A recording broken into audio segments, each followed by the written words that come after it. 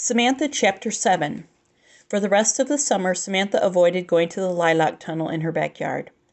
Playing there alone made her miss Nellie.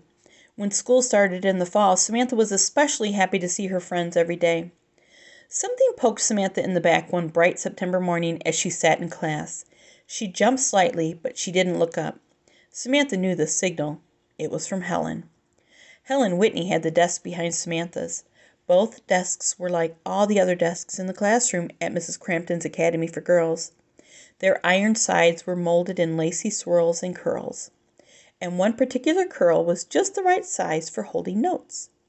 Talking in class was not allowed at Miss Crampton's, so when Helen had something to tell Samantha, she would write it on a small piece of paper. Then she would roll the paper up, stick it in the proper iron curl, and poke Samantha in the back with her pencil. Samantha would wait until Mrs. Stevens wasn't looking, and then drop her hand back and pull out the note. Once she caught her finger in the iron swirls and barely got it loose before Mrs. Stevens turned around, but usually the system worked wonderfully.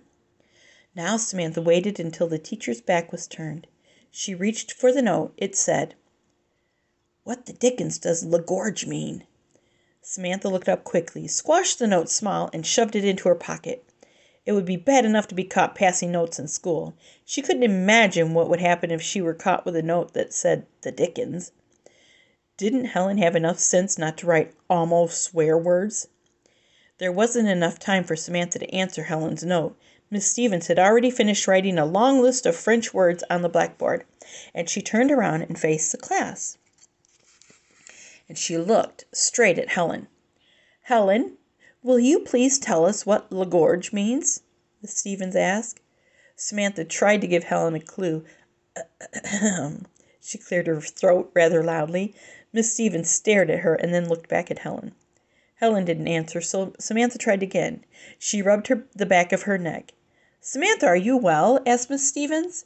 She was looking at Samantha through gold-rimmed spectacles that seemed to see everything. She looked as if she had a pretty good idea of what was going on. "Yes, ma'am," said Samantha softly. She folded her hands on her desk. Helen would have to answer on her own. "Is it the neck?" squeaked Helen uncertainly. "No, Helen, it is not," said Miss Stevens. She looked around the room. Edith Edelton stretched her hand high in the air, and Miss Stevens called on her. "Lagorge," said Edith smugly, "means the throat." "That is correct," said Miss Stevens, and Edith gloated. Samantha could just imagine Edith keeping score in her head. Me, 107. Everyone else, 0. Edith was smart, but not as smart as she thought she was. Probably no one on earth was as smart as Edith Edelton thought she was. The class was just finishing the list of words on the blackboard when the lunch bell rang. The girls stood beside their desks. They waited until Miss Stevens nodded for them to go and get their lunch boxes from the cloakroom. Then they filed quietly out the door. The day was warm, so the girls could eat outside on the benches in the yard. Helen, Ida Dean, and Ruth Adams waited for Samantha at their usual spot. Samantha squirmed as she sat down next to them. Her legs itched from the long flannel underwear that was tucked underneath her stockings. But she had to wear it. Whether the days were warm or cold, Grandmary said flannel underwear kept children from getting consumption, and she insisted that Samantha put it on at the beginning of September. "Do you think Miss Crampton will make us do arm stretches today?" Ida asked between bites of her chopped olive sandwich. Miss Crampton was head of the academy, and she was very serious about exercise. At 1 o'clock every day, she came to the classroom to lead the girls in exercises. "If she makes us do 50 arm stretches, I'm going to faint," Ida added with a sigh. "At least arm stretches are better than knee bends," answered Helen. "I hate knee bends. I think Miss Crampton is trying for the world record in knee bends." "It could be worse," said Ruth. "At my cousin's school, they have to practice swimming, but they don't have any water. They have to hang with big ropes around their waist. Then they have to kick and paddle, just hanging in the air like that." Ida looked at her in disbelief. "Oh, they never!" she gasped. Ruth nodded importantly. "I swear it, they do," and she licked jelly neatly off her fingers. The girls were quiet for a moment, all giving silent thanks for the swimming hole in Mount Bedford. At least they could learn to swim in real water. "Maybe knee bends aren't so bad after all," Ida finally said.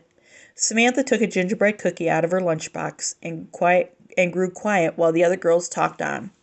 Every time she had gingerbread, Samantha thought about Nellie. Samantha had given Nellie her first taste of gingerbread. Now Samantha wondered about her friend, who had been back in New York for 2 months. Samantha remembered all the things Nellie had told her about her life in the city, and she worried. Nellie had said her whole family, all 5 of them, lived in one room in a crowded building.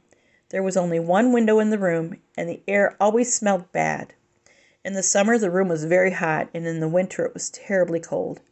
There was a little stove for cooking, but there was never enough coal to make the room warm. And Nellie had said that they were nearly always hungry because there wasn't enough money. Samantha remembered all the things Nellie had told her, and the gingerbread tasted dry in her mouth. As she swallowed the last of her milk, thoughts were jerked back to the schoolyard by the ringing of Miss Crampton's bell. She hurried to get in line with the other girls.